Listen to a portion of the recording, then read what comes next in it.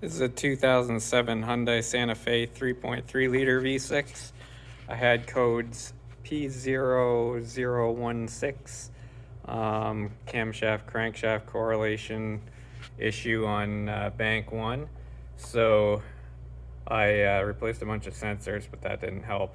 And I was also getting a P0300 random misfire sometimes as well. So I took off the valve covers. You can see this timing chain, nice and tight. This timing chain, not so much.